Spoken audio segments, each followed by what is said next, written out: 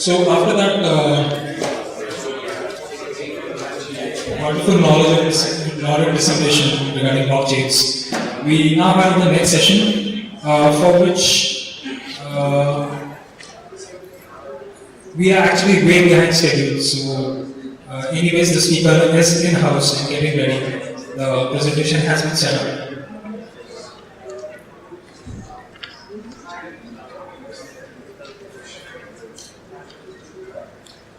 We have the track as 6 UI design principles for increasing conversion and average order value. That is going to be some presentation. And the person who conducted the session is Mr. Hemant Ethani. He is the co-founder of Zoox Innovation Private Limited. So, if you are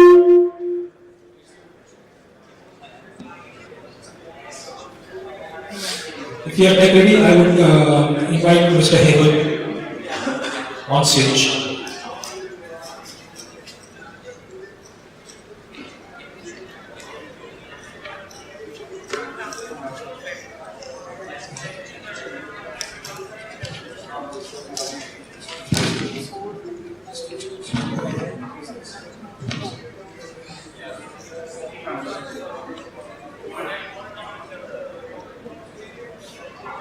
Good afternoon, everyone. Can you hear me okay? Yes. Sorry for the delay. We'll just get going in the next talk. And we're going to talk about 6 US design principles to, how do you increase conversion and average order value, right? And before I, really get going about what is the key secret sauce to really improve the UX, does everybody understand what is UX? Has anybody not heard this term here in this room? So it's clear what, everybody has heard this term, what is UX? So let me ask you guys, what is UX? Experience. Experience? Yes. What else? Okay. So there are lots of definitions, and one definition that I'm very comfortable with is, UX, it's a feeling. It's a feeling that you get after you use the product or service. Right? There are lots of other definitions which says that you design something which is user friendly, keeping the user in the center of the mind of the universe and all of that. At the end of the day, what we're really doing is engineering an experience for a user, right? And giving you that that feeling. All right. So let's get going into the 6 principles. Have you heard somebody give this brief to a designer that can you create some wow experience? Or have you been, as a designer or product manager, got this aspect that, from your boss or from the CEO, create a wow experience? Right? What is wow? Wow to you and me could be very different, right? Wow to anybody in this room, the definition could be hundreds of definitions. How do you define wow? Right? Let's go deeper into this. Is this wow? Yes. Yes, it is. Visually, it is not wow. It is huge. It's very simple. There's a logo, there's a X input field, and there are a couple of buttons. But it is wow. Why is it wow? Because Google is #1 search engine in the world. Right? Is Amazon wow? Yes. No. Yeah, visually again, if you look at Amazon.com, I can give you hundreds of issues in terms of UI and UX. But overall, I think it provides a great user experience. So there is something more to just providing a visual model. It's not about just how it looks. It's also about how it works. It's also about how you feel at the end of the day after using that product or service. Right? Same with Uber. And there are many examples. Here is another example where visual wow is important. So this is a nice luxury hotel somewhere in South America. And I was browsing through some of the hotels and I wanted to book a room in one of these places. So I go to this place, go to this website, and looking at where do I go to book a room? I'm not sure if the options are visible here. So it says travel dining, villas, culinary art, well-being, experience, and more. Where would you go to book a room? Where? Once you reach, you have to click on the table. You know what? There's multiple book now here. So you get the point. Visual wow, yeah, it's fine, it's great to have, but it's more than that. So what is really that, right? So it's important to understand that UX is not scaling. It's way beyond than that. It's just one of the pillars of the UX to create something which really looks great, and that is called presentation layer. There are a few other things that defines a great user experience. Right? You need to have a sound foundation of a great UX strategy and great structure and design. On top of that, you need to have 4 pillars of great, use of navigation, presentation, content, and interaction principles. And on top of that, you need to make it really designed for influence or for conversion. Right? And ultimately, at the end of the day, you need to find a sweet spot between what user needs are, what business goals you want to meet, and what technology can enable. We've come across, a lot of times, we come across briefs saying that, it's blue sky, design, really great user experience design. Come up with great designs, outputs, all of that. But at the end of the day, if you want the design to go live, you have to play with the current technology you have. So it has to be a marriage of 3 things. No point in also creating a design which meets users' needs, which the technology can enable, but it does not meet business goals. Design has to give you some real outcome. That's the point of good design. That's the point where you can say, you achieved a wow. Right? So the first principle I would say, wow is about meeting business goals. That's the definition of wow. Amazon does it really well. Google does it really well. There are lots of other examples. We don't focus on just the look aspect of it. It's not more than that. Alright. Second, establishing the UX objective. Extremely important. If you get this first step wrong, the whole outcome at the end of say 2 month, 3 month, 6 month engagement is gonna just fail. Okay. Have you heard this notion that minimum clicks is really good? That's what we should aim for? Yeah? Not always. Usually, yes, it's good to have everything, within 2 clicks, 3 clicks, but it's very contextual. Right? If it was applicable as a blanket rule, then why do you think, Amazon or ClearTrip or any other e-commerce site, they have a stepwise checkout process? They could have just made it a single large form, reduce 3 clicks to checkout. That's not the point. Right? So in the checkout process is really about hand-holding the user from one point to the other, from the one form to the other, and finally having him really buy something. You can't just do that by putting one form, it will be too intimidating for the user. So sometimes, actually going the reverse really helps improve your conversion. So if you break it down, it will help improve your conversion. In fact, in one of the design projects, for Dell, we had helped improve the conversion by actually breaking it down to more steps, making it simpler to customize the laptop and then eventually buy. So, what kind of UX objectives one would like to aim for in a new design initiative? One could be easy, of course. You want to make it really easy to use. What are others? Right. There are lots. Just for the discussion sake, we keep it to 3: easy, engagement, and satisfying. Yeah. Okay. Let's say if you had to redesign the nail cutter, what would be the UX objective you would aim for? Easy, engaging, or satisfying? Easy? Nobody said engagement. Yeah, because nobody wants to be engaged by cutting the nails and enjoy. It should be easy, it should be done quickly, it should be a brainless task, but yeah, safely, of course. So easy is the objective if I have to redesign the nail. What about ADM interface? Easy, engaging, satisfying? Secure. ED option is just Satisfying? Easy? all 3. All 3? Think about, when you get into ADA, what's your mindset? You just want to go in there, withdraw cash, get back. Are you looking at engagement? Are you looking at spending more time in that claustrophobic small room, dingy room? No, right? You just want to go in, withdraw cash, and come back. In fact, so this is not a simple problem to solve setting up a UX objective. Over and over, banks tell us, we want some magic. Can you please create magic in ATM? So that's a wrong thing to do. Can that be just a service channel for your customers? Where you can go in, withdraw the cash, seamlessly come out. Okay. What about something like this? That is fine. Engaging. Engaging? Engaging. Nobody says easy. No, not easy. If it's easy, then the easiest guitar would be you have a button, you switch it on, and it plays on its own. So is that fun? It's not. Right? So there are certain things which we find engaging, not necessarily as easy to use. In fact, human beings do certain things which are actually not easy, but they are very engaging and usually satisfying. Adventurous sports, playing games. In fact, think about any game you've played over the years. The moment you crack the game, you stop playing that game.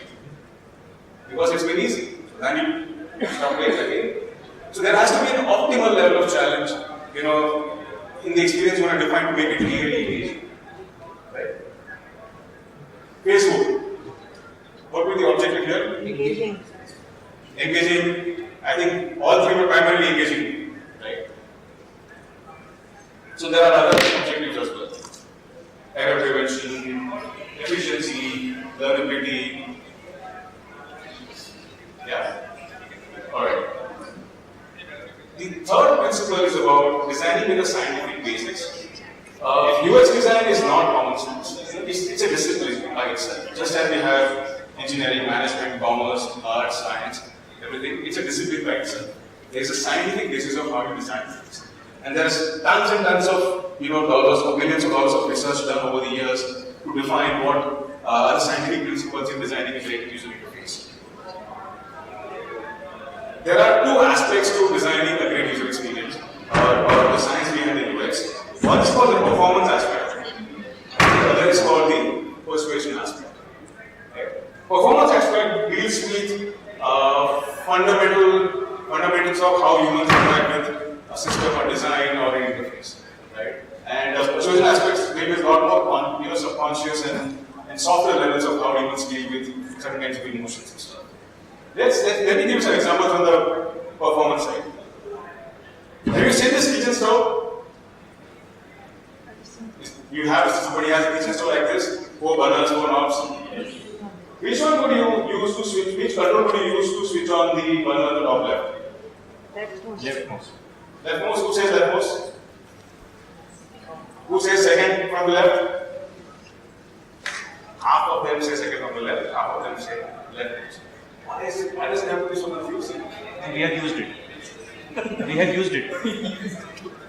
Yeah, so depending on the manufacturer and the brand, they have half of them put on the first one, half of them on the second one. Why does it have to be confusing? And if you're somebody like me who doesn't cook very often, once in a month, when wife is really pissed off and then you have to cook on your own, I struggle. This is the first one, this is the second one. And even if I manage to do that, I have to remember that. Why?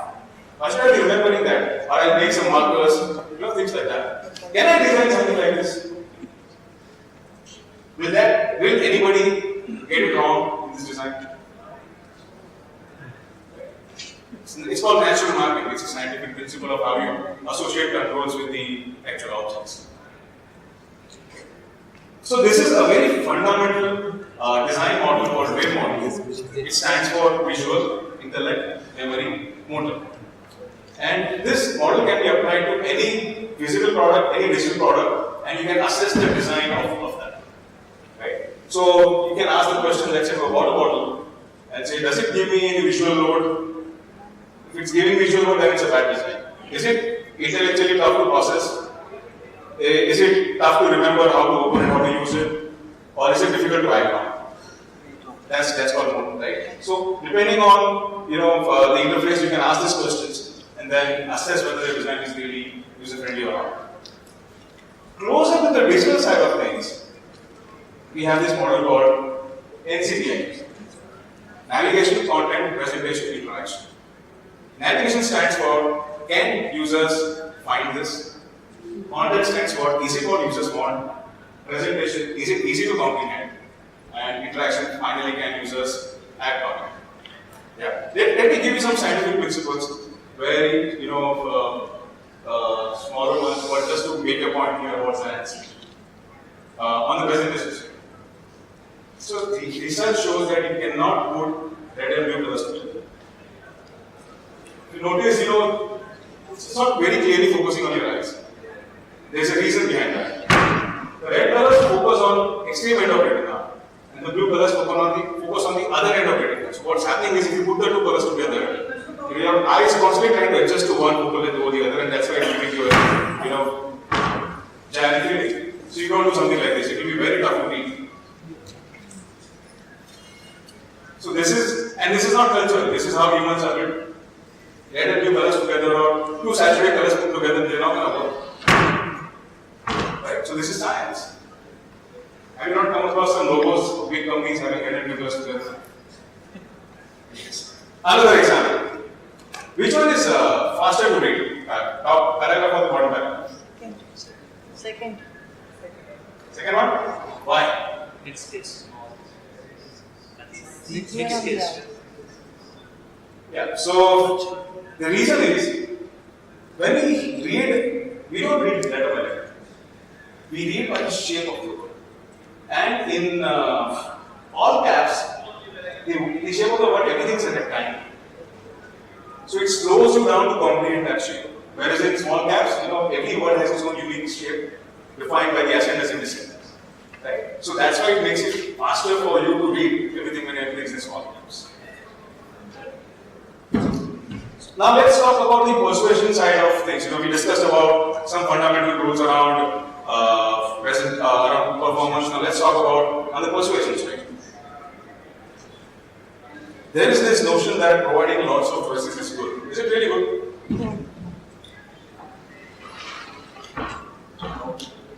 No? Yeah, of course. I'm leading you towards the answers. You're going to say no. So there was research done by Dr. Sina, and she's an authority in the field of decision making. What she did was, she put up two tables in front of them all. One with 24 jams, with 6 jams. More people approached the table with 24 jams. Slightly more people, tried from the table of 24 jams. Which one do you think had higher conversion? 6 jams. How high? 10 times. 10 times higher conversion. This is called desire for them. When you present it with a lot of choices, as a user, you just freeze, right? Which one should I decide? Maybe, what, if I choose this one, probably I'm losing out on a potentially better choice. What, let me just call my friend and ask, can you declare the decision? So providing less choices is good. In fact, that's what Steve Jobs did when he joined Apple in phase 2. Just reduce the product line drastically. Right? Even using visual imagery. So these are two apps. The difference is in the eye of the model. Which one is a better eye? Top one or the bottom one? Top one? Bottom. She's looking. The one which is saying the product itself. Bottom one. So if I show you the eye tracking data, the darker red areas, is where the users do that. Right? Now if you see, it's a bottom hat which is effective. But yeah, most people, when I ask which is better, they say the top one, and out of that, men usually see the top one because everyone is looking at you, he's looking how you look at it.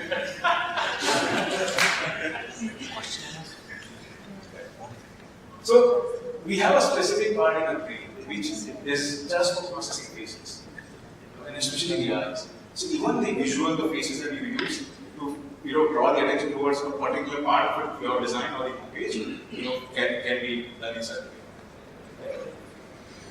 Nice. Power of creativity. So there was a research done with women.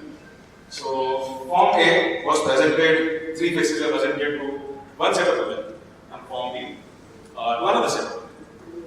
And women were asked from form A to pick a person to date with.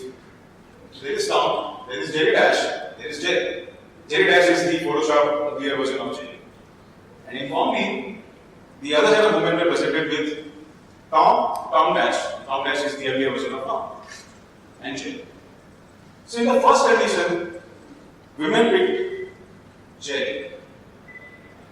second condition, they bring it down. Interesting, isn't it? What happened?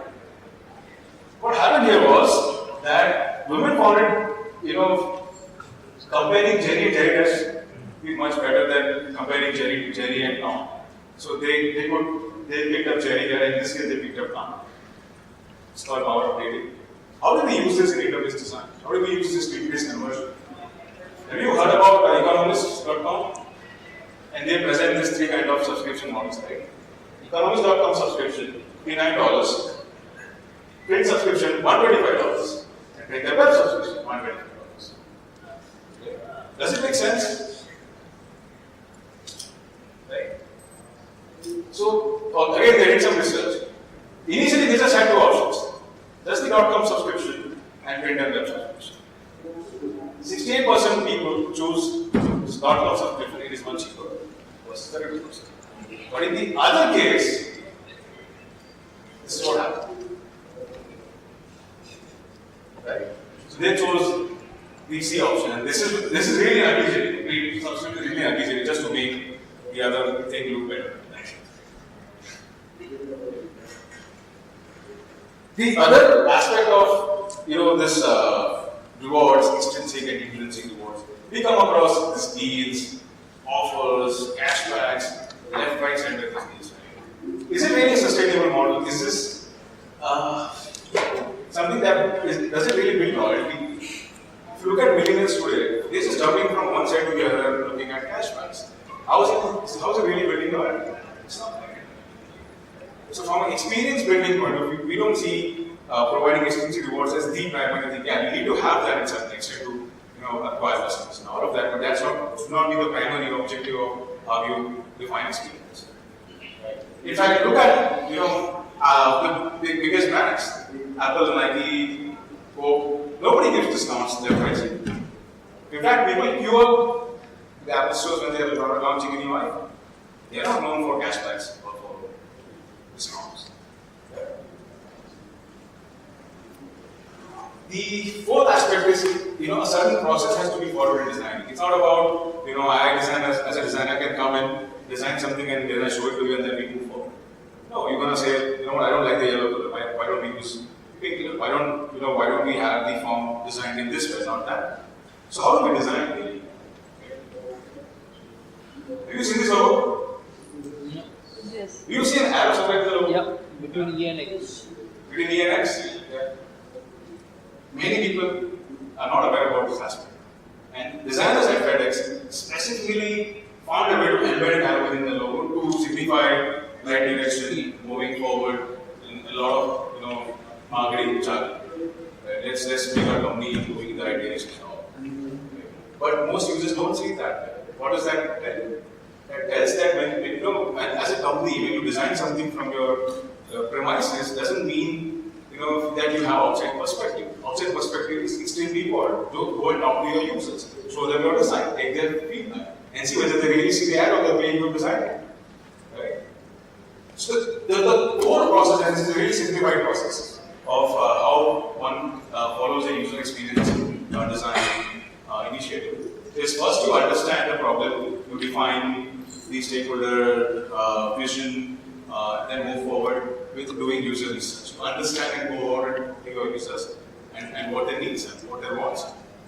Then you start the design. And once you have a certain set of designs, you go out and test it with users again. Of course, another set of things. So this is a very simplified version of a UX design process one has to follow. And if somebody says, I'm a UX designer, and if they have never done any user research or testing, they are not a UX. This is core to the true UX guys. And when you're doing user research, it's important to know differentiate between wants and needs. How many of you have a juicer at home? How many have a gym equipment, a treadmill at home? You guys use it? Yes. Hanging clothes? No. What happened? Right? So when you bought a juicer, when you bought a treadmill, you thought that you're going to be using it, it's going to be very healthy, let me use it every day. But that's what happened. In general, users are very bad judges of their own needs and wants. channels. Right? They are very impulsive. They can't really articulate their needs and wants very, very clearly. Which means that when you do user research, you can't go them and ask, design mein kya chahiye aapko kya acha lage? That's not how you do user research. There's a certain way of conducting a research. You also have to understand that what they don't say is important also in the research. It's also a cue to you of what is missing and how do you feed that to the design. Right? In fact, Henry Ford had said this, right? But asked people what they wanted, they all said faster horses.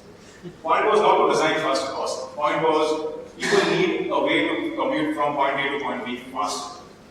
So then that translates to coming up with another mode of travel, transport. Fourth, we live in a world where I think we moved from single channel to multi-channel to cross-channel to omni-channel, right? 10 years back, we just had one channel, desktop. That's it. Then came mobile, IVR, a lot of other things. Then came the aspect of, can I use different channels for doing single purchase? Like, for example, if you're reading a book on Kindle, on your phone, you switch to a tablet, I think you're going to start on the same page. Yeah. And then multi-channel, and then omni-channel, where it's about simultaneous use of channels. You are in a store, looking at a laptop to buy, and you're also browsing the site to check what's the price online. Simultaneous use of channels. You are in front of a TV and using your tab to really know more about the character that's been shown on the TV. Right? So, how do you define omni-channel user experience, which works very seamlessly across your footprints? There are three key principles. It has to be consistent, it has to be optimized, it has to be continuous. Think about your bank. Is your mobile app consistent with the net banking? The whole org structure, the information architecture, the task flow of doing a fund transfer is different across apps. That's not giving you a good experience. You used your banking platform to do a funds transfer. You learned how the system works, but that learning you're not able to carry forward using your own app. So that's really breaking the omnichannel experience. Look at Apple, right? This also concerns not just within the digital footprints, but also offline world as well. The Apple store, physical store, is very nicely mapped to the Apple website as well, all vice versa. So you have, on the website, you have categories like iPhone, Mac, iPod, accessories, same thing in the store. That's how they map. So it's a very continuous and similar experience you get across channels, offline or online. Building this is very difficult. Why is it difficult to build a great omnichannel experience? Because one of the key reasons is the organization structure, the hierarchy within it. So let's say if I take an example of a bank, there is a head of retail, there is a head of internet banking, there is a head of mobile banking, there is a head of secured section, logged-in section, there is a head of public website. And they all have their own KRs, and oftentimes you've seen their KRs conflict.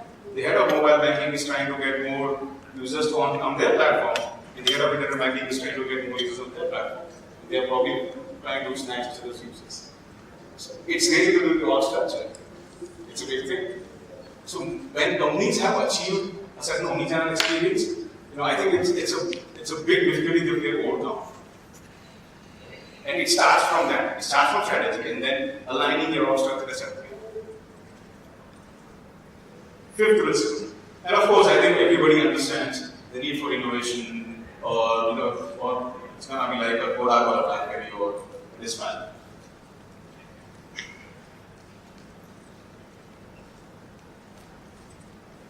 But innovation, the way to look at innovation is, doesn't have to be disruptive all the time. Can be incremental as well. In fact, most big companies, they don't aim for disruptive innovation because that's too risky for them. So that should not mean that they stop doing incremental innovation. That's equally valuable. Right? Look at, for example, let's take an example of somewhere in South Africa, women have to carry water across kilometers, even in India for that matter. Right? Can there be an incremental innovation to help them in a certain way? So this is an example of how women don't have to carry so much weight on their head. Small incremental innovation. And then it could be about using even a well or tap On the disruptive side, there's a Swedish designer who has created this particular installation where literally pulls water out of thin air using the principle of condensation. Right? So that's disruptive. But coming out with something like disruptive is very, very risky, it can be time consuming. It may not give you the required business benefit. That should not mean that incremental innovation has to stop. So innovation has to be looked in two different lengths, incremental and disruptive. So these are the key 6 principles that I wanted to share. So how is it about meeting business goals, establishing a business objective, UX objective, designing with a scientific basis, the process is sacrosanct, and designing for omnichannel experience, and finally, continued innovation. It doesn't have to be. That's it. I think that's done with the talk here.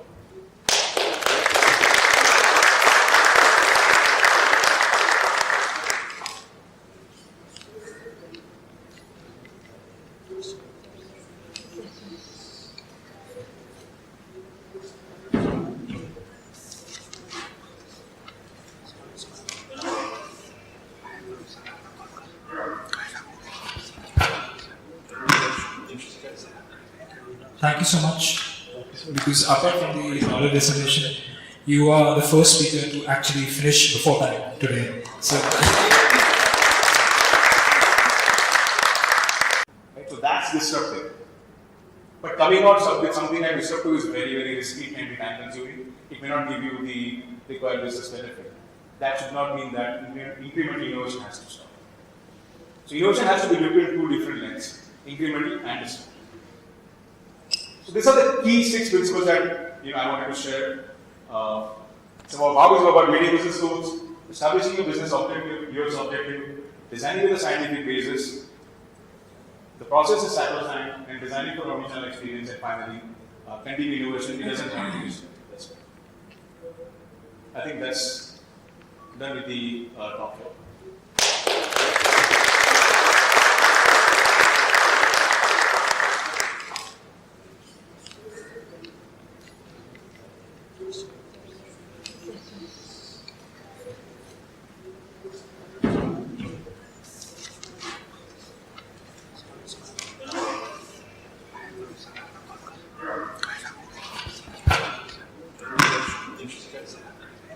thank you so much, because apart from the knowledge dissemination, you are the first speaker to actually finish before time today. So.